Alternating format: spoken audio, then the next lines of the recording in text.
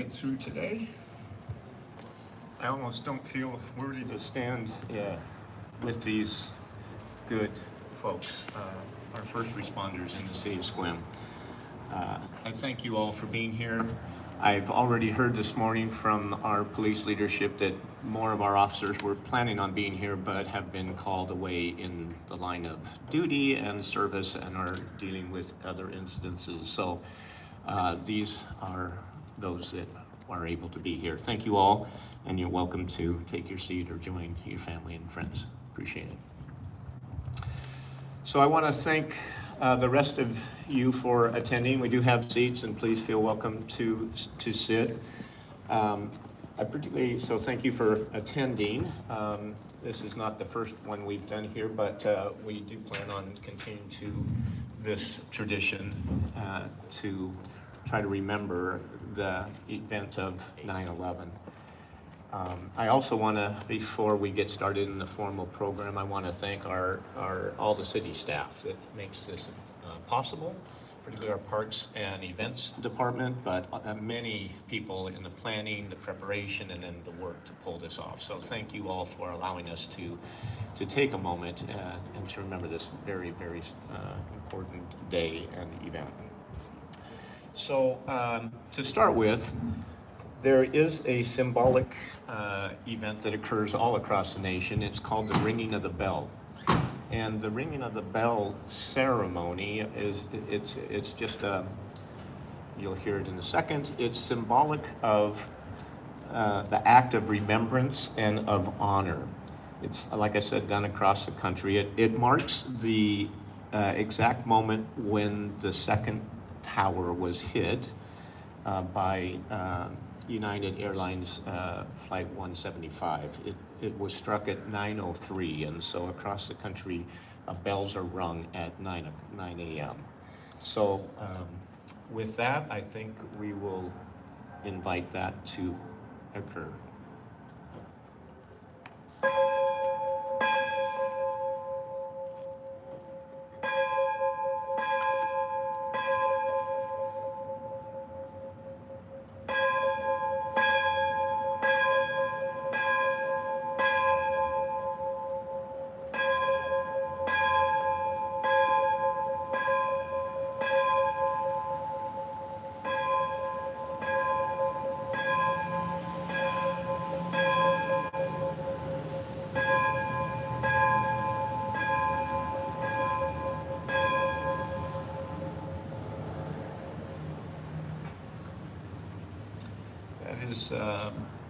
I'm told that is to signify three things. One is for the respect for the victims that lost their lives that day in the attacks.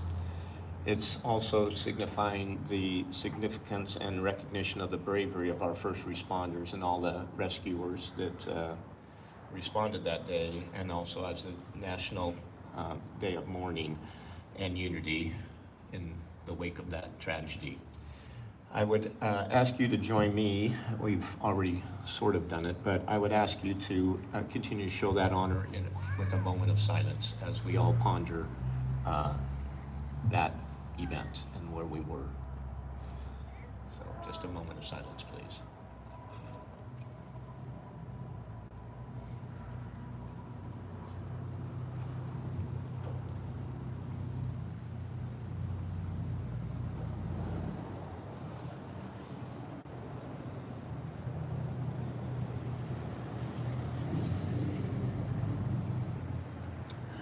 Thank you. So again, thanks again for joining us here this morning, and good morning to all of you. You're welcome to sit. Today as we gather for this event, it's a difficult time for many of us as we probably all of us remember exactly where we were, exactly what we were doing, exactly how we felt and at the time, and really the memories that were etched in our hearts because of that event. I was texting my children this morning saying, do you remember 24 years ago? And have received responses from them back. I was making lunches for kids. I was a single dad, making lunches to get them off to school and my third son came down to watch ESPN, and it was interrupted, and so you all have your own memories of what that was like. But it was, I was like, I stopped and said, what, like what? This just can't be real. And so it was for all of us. But most importantly, as we reflect back on our individual memories, we remember the nearly 3,000 innocent lives that were lost that day. They were mothers and fathers,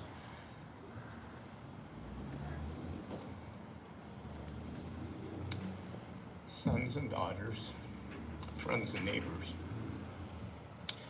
But we also remember the extraordinary courage that was exhibited that day by our first responders, right? These are our firefighters, our police, our paramedics, and even ordinary citizens that didn't rush away from the event, but rushed toward the event in the spirit of service and of helping, many of which did not return. So here in our own community, we are fortunate to have these same men and women in uniform that embody that same spirit of courage and sacrifice and service.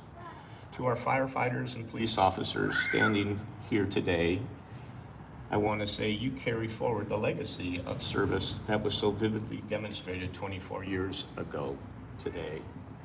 And on behalf of the City of Sequim, I thank you for your commitment to protect and care for the residents of the city as you do every single day. Thank you very much.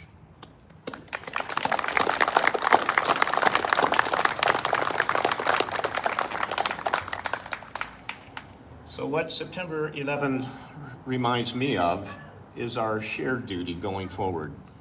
Not only to remember the life lost and to honor them by the way we live, but it's really, how do we honor them by the way we live? And in my mind, it's by moving past that, the terrorism that was at the root of that, the evilness that created that event.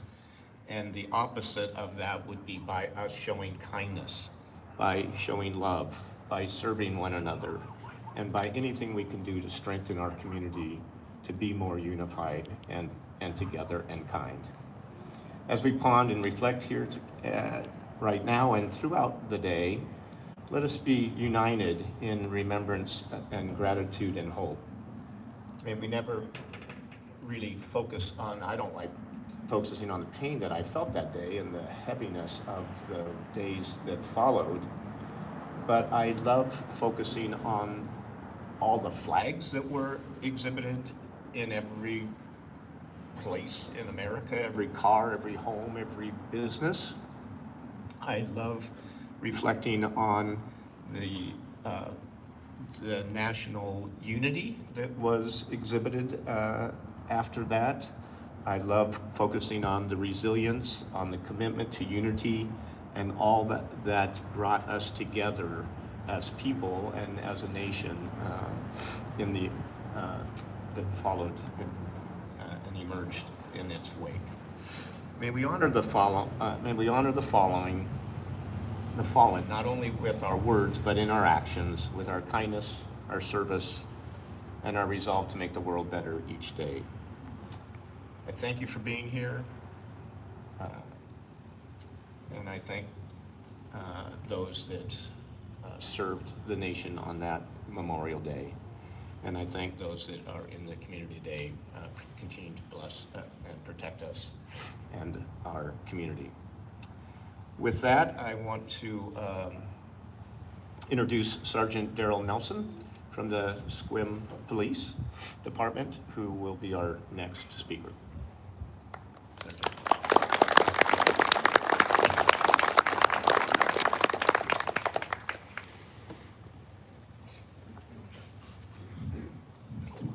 Here we go.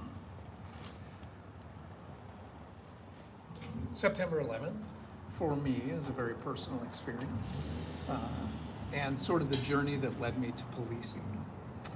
And I had an opportunity 10 years after I'm here to talk about kind of the artifact and how it was brought to Sequim.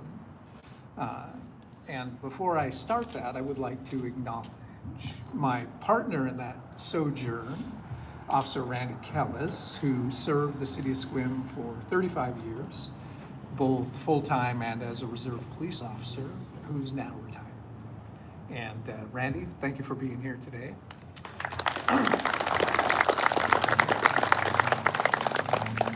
So this artifact, the journey started to bring it to Sequim through then Chief of Police Bill Dickinson. And Bill sort of had this vision and idea about bringing a piece of history on the 10-year anniversary to Sequim. And he asked for volunteers. And so Randy and I volunteered. We took vacation for a week and we traveled to New York and we put it I don't know if anyone knows this, but every police officer has a pickup truck. So we put it in the back of our pickup truck and we brought it from New York here. But the experience of that journey solidified some very important ideals for me and things that we were able to see. One thing that we did with this piece of steel was we visited the site of the Twin Towers was in a very different condition than it is today. The other thing, when we left New York, we're on a very tight window to return here for a community celebration that was welcoming it to the community. We then drove to the Pentagon and we took it to the Pentagon and we were able to visit that site. And then after that, we went to a field in Pennsylvania where Flight 93 had gone down, which is now a national memorial site. And so we were able to drive it there. And then we drove it home here to Sequim, where the community welcomed us with open arms. But here's the thing that really solidified some things that Matt had said regarding solidarity and just sort of the shared shock that America felt on September 11th. And that is throughout the nation, we drove it from the proverbial sea to shining sea. And everywhere we stopped, in every town, every place we ate, people wanted to climb in the back of this dirty pickup truck and touch a piece, just lay their hands and rest on that steel. And the same thing occurred when we got home here to Sequim. And so it is a journey that I'm forever grateful for to have been part of and to witness. And so it's part of that story that I just want to continue to share today with each one of you. And it was just a fantastic experience to see communities come together and communities just put aside all beliefs and differences and for kind of one moment in time. So with that, thank you. And I would like to welcome Fire Chief Justin Grider to speak.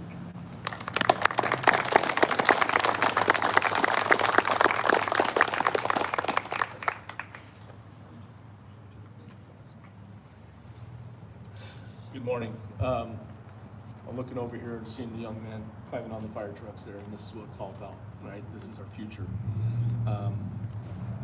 Today I get to stand before you all, not only as your fire chief, but as a respectful admirer of the bravery and sacrifice that characterizes the firefighters who served during September 11th and the attacks on 2001. That fateful day, the foundations of our world were forever altered by acts of unimaginable terror. However, it was also on that day that we witnessed unprecedented acts of heroism and selflessness by our emergency responders, our police, our firefighters, our EMS, these acts that continue to inspire the next generation. As we forge ahead, it is pivotal to remember those who gave everything. And I'm going to talk about Michael Camerata, the youngest hero of FDNY that we lost that day. At just 22 years old, 9 weeks on the job, he answered the call with his company Ladder 11, demonstrating unparalleled courage. His final words to his father, left in a voicemail, they echo with the fortitude. We're headed to the scene. Michael's dream, shared by many, and hopefully by this young man, was to serve as a firefighter, a testament to his determined spirit. Beyond his role as a firefighter, he was a gifted athlete, a star on the ice with New Jersey's semi-pro hockey team, and on the field with the Staten Island South Shore Little League in the 1991 Little League World Series. In honor of his spirit and legacy, his number 11 Little League jersey remains a retired number, a singular honor that immortalizes his achievements and passion. As a proud Staten Island native from Huguenot, Michael's legacy endures through the family. His parents, Joseph and Linda, his brother Joseph Jr., and his sister Kimberly. Although Michael was last seen performing operations at the Marriott Hotel by the Twin Towers base, his remains were never recovered. In a symbolic gesture, his donated blood that he donated, that's just, giving blood, helping the next person, so he had donated blood and they were able to identify it. That's what they got to bury. And it's enshrined in the full department honors on June 7th, 2003. Michael, along with the brave souls of Ladder 11, offered the ultimate sacrifice. They say that time heals all wounds, and it's true, it does.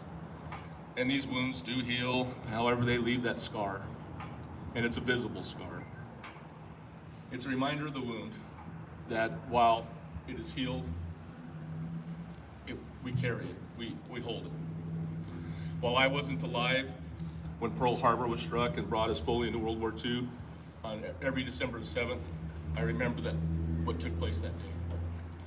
And the reason I do, that was instilled in me by my elders, my grandfather, who was in the Army, and showed me the importance of honoring and remembering our fallen, and remembering what happened to our country that day. So like many of us, I today remember exactly where we were on that terrible morning and what we were doing when we heard the attack on the United States. Here on the West Coast, we simply woke up to the tragedy, or like myself, I had an early morning phone call telling me to come in. I was laid up with a broken leg, but that's where I went. I went to the station to be with my brothers and sisters.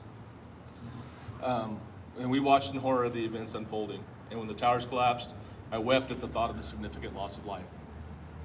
343 firefighters lost in one strike. That's the largest line of duty to this day for the fire department. It's 3 times what we lose annually in one day. But with every passing year, we distance ourselves from that event. 24 years have passed, and we continue to hire new firefighters. These young men and women born after that tragedy carry forward the legacy of service. Even without a personal memory of that solemn day, their commitment to wearing the badge symbolizes continuity and a pledge to never forget those we lost. In the wake of 9/11, America was galvanized into action with the unifying cry, "Let's roll," a phrase that captured the indomitable spirit of unity and resolve from Todd Beamer, Flight 93. As a community and as a country, we pledge to never forget, vowing to stand resilient as Americans.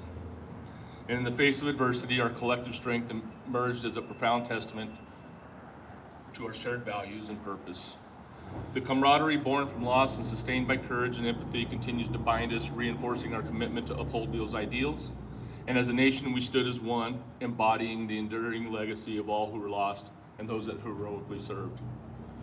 I challenge you to live that life again.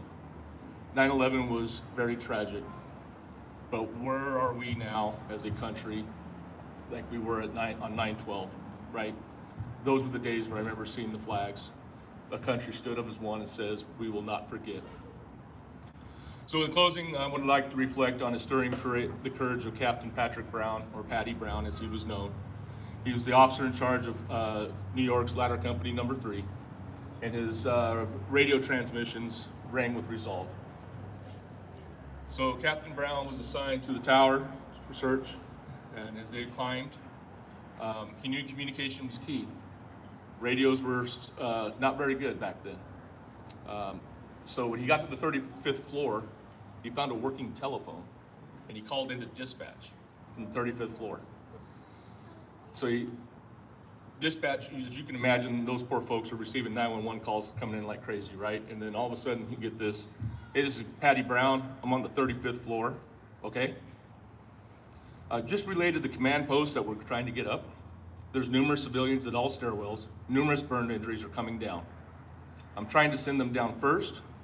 Apparently this incident is above the 75th floor, and I don't know if they got there yet. And the dispatcher's like, okay. And 3 truck, and we are still headed up. Okay, thank you. Says thank you, hangs up the phone.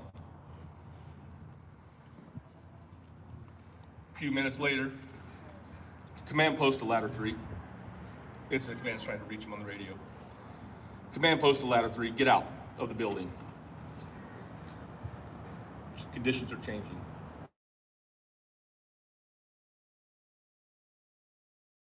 Officer of ladder company 3, I refuse the order.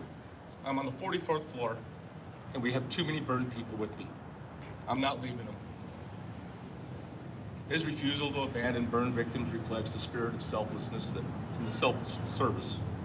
His defiant stand reminds us, as does the memory of all of our responders, that compassion and bravery will always prevail for humanity. So with that, I thank you.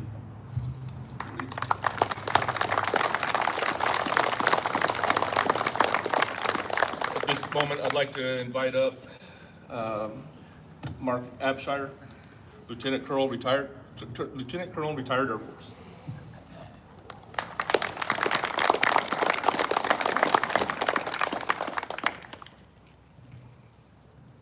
Thanks, Chief Grider, City Manager Hughes, and all of you for joining us here today. I'm really happy to see this many people here for this event, this remembrance event. That's very important. I was invited to give this speech, I think, because I was in the Pentagon on that day, and I happened to be the speechwriter for the Secretary of the Air Force at the time, writing a speech. And so writing speeches is something that I do, and so that's what I've done today for all of you. So I'm going to put you through somewhat of a speech here. I'll try not to be too long, but it's important to say some of the things that I feel that we need to keep in mind. I hope we never forget, or to put it another way, a little more positive words, I hope we always remember, which says the same thing, but a little bit more positively. There are some of us here today, and many throughout the world, who don't remember 9/11. It's not their fault. They weren't alive then. They weren't even born in time to remember 9/11. They don't remember how it felt. And it's difficult for most of us to describe how we all felt back in those days. And even when we try, sometimes we cry. We have to fight through the tears behind it because it means so much. So it was an amazing time, an amazing way to feel back in those days when we all felt like one America, all of us totally together. But we try to describe it. We do here today because it's important to grieve the people that we lost. It's important to honor those who died, trying to save them, and those who would still do so today if you asked them if they needed to. And it's important to remember how all Americans felt that day and the days that followed. Across our country today, Americans are going to gather in remembrance. We'll join our first responders still serving, still courageous, still committed, and ready and willing to run toward danger rather than away from it to save our lives. We'll give speeches. We'll state our Pledge of Allegiance, perhaps a little bit more sincerely than we usually do. And some of us will visit Ground Zero in New York City or walk in a field in Pennsylvania. And some will walk among the memorial benches outside the Pentagon with the names of men, women, and children we lost at that site etched in stone. But in the end, the most enduring memorial that we can make, remembering those we lost on 9/11, is to ensure that the America we all love stays that way, staying true to our values, staying true to what is best in us, and staying committed to ensure that we don't allow ourselves to be divided. We are, after all, one nation.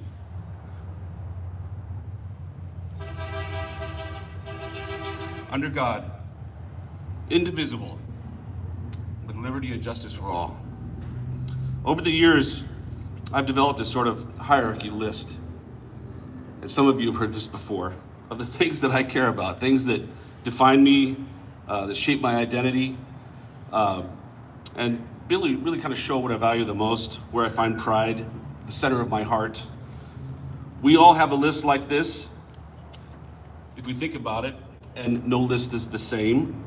But at the top of our lists, and for most of us, most important of all, is that we're human beings on planet Earth. That's something we all share, and it's probably the most important thing that defines us. It's great to be alive, to be a human, to be a spiritual being and part of a larger community. Next on that list as you move down is family. My closest loved ones and people who support me unconditionally. They define me because they are in my heart, and a major part of that family is Gina, my partner, who's here today, and 4 other amazing humans in the world who also happen to be my daughters. One of my daughters actually I'm really proud of. She's just learned that she is going to be hired by the Philadelphia Fire Department as a firefighter. So I'm really proud of her for that. And she's been working on that for many, many years, and has a great career already, but she's always wanted to be a firefighter. And that's a dream for her that's coming true, I think, next month. But next on the list as you go down is that I'm an American citizen. And thank you very much. How fortunate it is for me that I'm American. It's so great to be American. I think many of us, however, sometimes take that for granted. And interestingly, these things on my list so far are things about me that I can't change, nor would I want to. They're also things that I didn't choose. Next on the levels below on that list are things that can change, like being a resident of Washington State, which means a lot to me. Also the fact that I served in the Air Force for a career and retired from the Air Force is important, defines me. I'm also a proud resident of the North Atlantic Peninsula. And as I go further down that list, having a great job, doing things for the community, those are all things that are important to me and define my identity, who I am. Somewhere in there, I'm a devout Seahawks fan. And it's not until you get way, way down on the list, way down, further down, that you find where my political viewpoints are. They're there, but they're far down on the list. That also shapes who I am, and they evolve over time. In the end, politics, regardless of my views, are relatively low in priority. And I think that's a key point. In today's more divided America, I think we spend way too much time and energy on the things that too easily define us as different, and not nearly enough emphasis on the things that we all share, the ways that we are generally all the same. And that's what happened to us on September 11th, 2001. We all instantly focused on what was most important, where we are threatened, where we felt threatened, all of us together. It was near the top of my list, and I'm sure it's at the top of yours. We are all Americans. It was our America that was under attack. For the first time since Pearl Harbor, someone dared attack America on our own soil. And in those days that followed 9/11, we felt a camaraderie. We felt close. We felt as one people in ways that anyone 25 years old or less today wouldn't really recognize, simply because they were too young or not around on September 11, 2001. Back in those days, not so long ago, complete strangers in big cities waved to each other like they were longtime friends and residents of a small town. We helped each other everywhere. We were kind. We genuinely cared about each other. We did favors, even when they weren't requested. We asked how each other were doing, and the question was sincere, not rhetorical. In those days, nobody was interested in our political party ideologies. In those days, we were first and only Americans. Yes, we were also Seahawks fans and 49ers fans. But those differences between us back then didn't seem to matter much at all. And you know what? It's still true today. All of that. We are still Americans. We just have to keep remembering that. As I said in a speech I gave in October of 2001, a month after the attacks, America is not a building that can be burned or destroyed.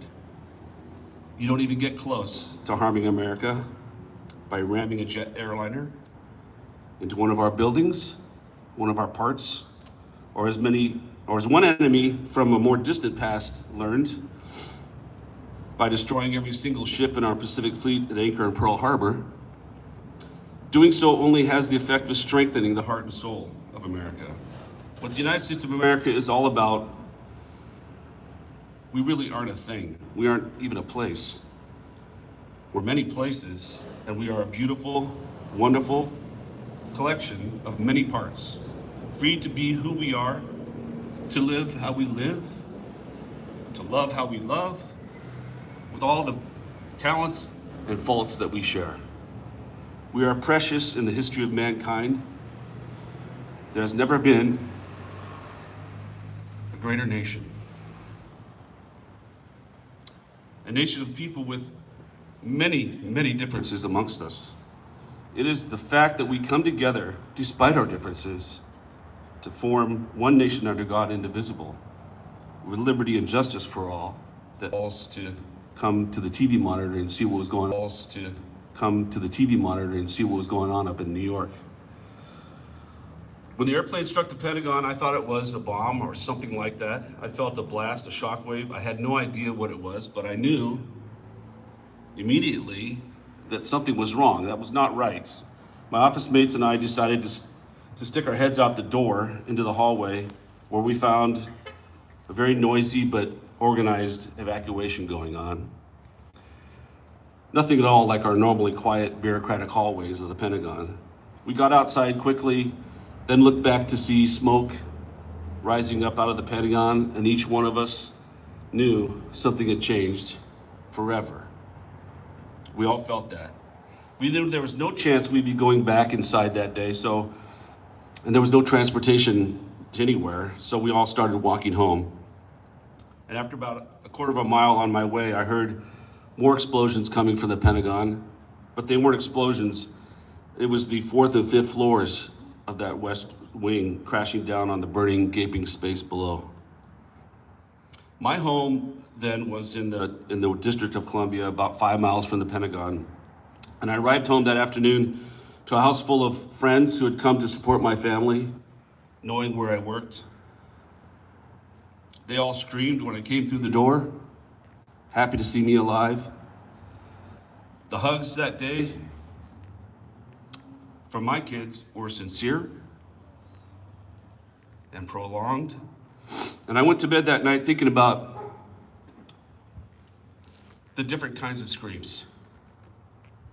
Those being let out by wives and husbands whose loved ones didn't come home from what was supposed to be our normal day of work.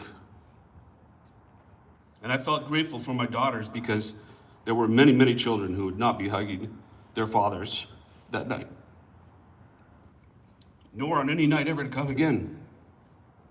In retrospect, my story is a little unique, but I really was just another spectator on September 11th, 2001, along with most of you, and the billions in humanity who were shocked out of complacency 24 years ago today.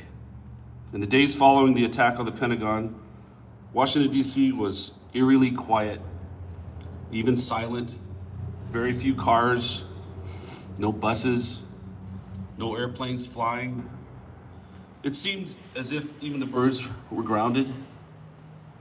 And showing up to work back at the Pentagon a couple of weeks later, and simply just being there amid the lingering smell of smoke and burning, created feelings for me on many different levels, from anger to patriotism to duty to fear. I had to explain to my daughters that they need not worry about their dad going to work anymore, that the Pentagon was probably one of the safest places to work on those days. Of course, I would have said the same thing on the 10th of September as well. The ways we felt those days are long gone. America is dramatically more divided than we were 24 years ago.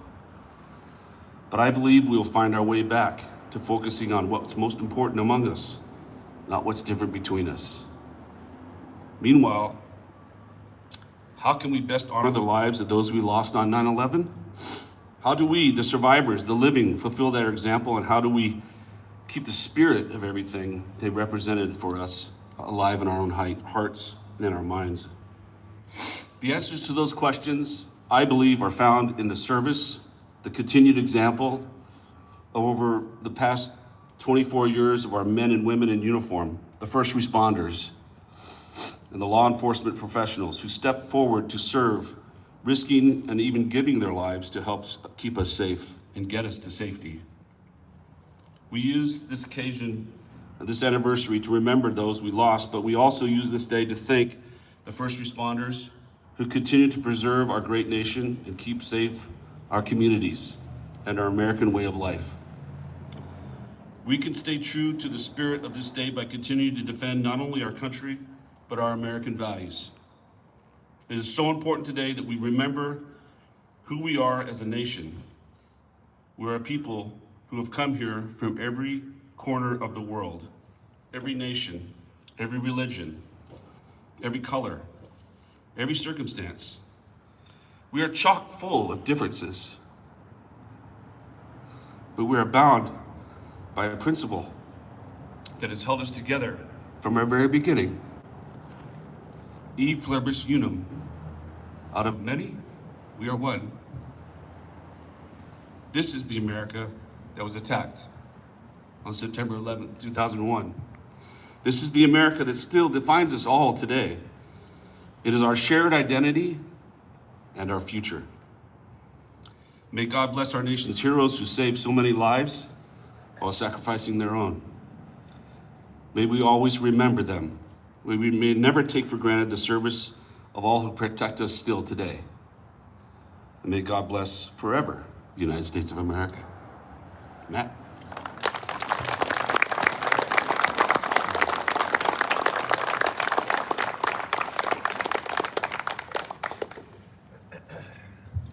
I talked to Mark before this ceremony, and I said, don't make me cry again, because I remember being here 4 years ago on this plaza as I was investigating Sequim as a potential job and place to move to, and remember weeping at Mark's words and at the talent that he and so many of you that I met then and continue to interact with are and provide this community.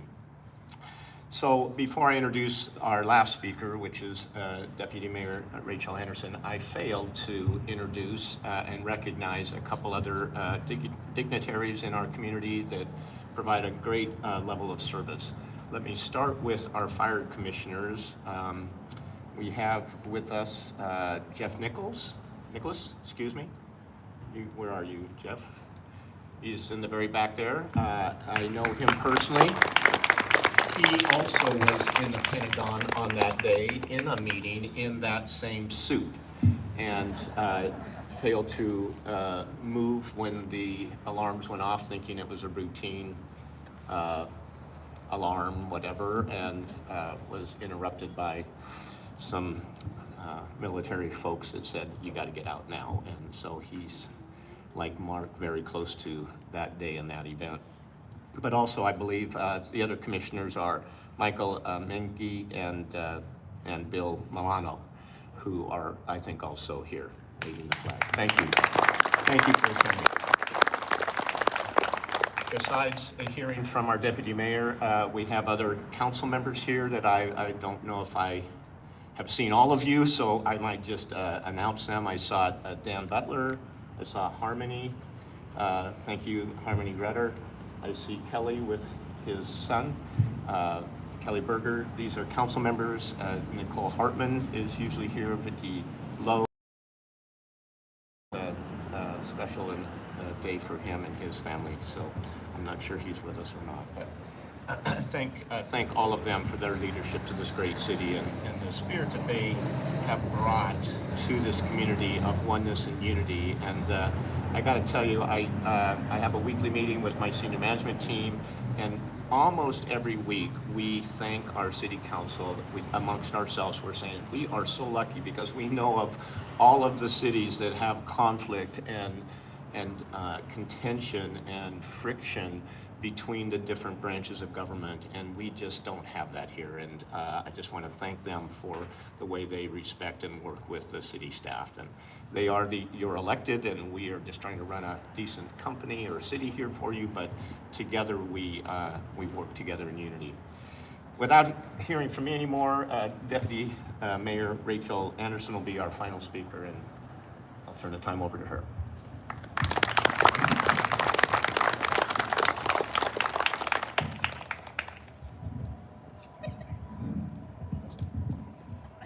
Sorry, I might have to start requesting that we have stools put in several places around the building. If we could get on that. Thank you. Thank you so much for being here today. Thank you to the organizers, to the IT team. Thank you everybody online for being here. Thank you so much. I do have a very short speech prepared, but so thank you everybody that's already spoken. I remember being in 6th grade and riding the bus to school like any other day. And I remember getting to Sequim Middle School just for a regular school day. And I remember the TVs being on and everybody being in a commotion. And I don't quite remember what happened after that, if somebody came and picked me up or if we all rode buses back home. But I do remember getting home and my mom hugging me so hard that I thought my head was gonna pop off. And I remember I was 11 years old, and while she was hugging me, I remember thinking, I wonder how many kids will not be able to experience this because they had lost their parents in such a tragedy. And so today I try really hard to just remember them and remember how hard it must have been, because, you know, for some kid it was just unfathomable. I try to remember the courage and strength of first responders and how I get to interact with first responders almost every day. And I'm so grateful for their effort and their commitment and their service. Goodness, okay. So on this day, we pause to remember the lives taken from us. And we remember the courage of the first responders who ran toward danger and the countless acts of compassion and sacrifice that followed in the hours and days and years after. May we leave this gathering with a renewed commitment to honor those that were lost, not only in words, but in the way that we live our lives, with kindness and with courage and with care for one another. So on the behalf of the City of Sequim, thank you so much for attending this event.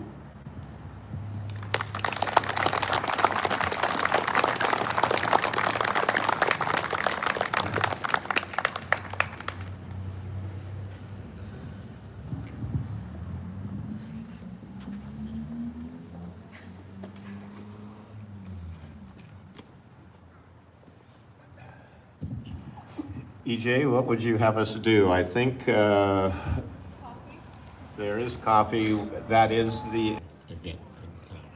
So thank you again.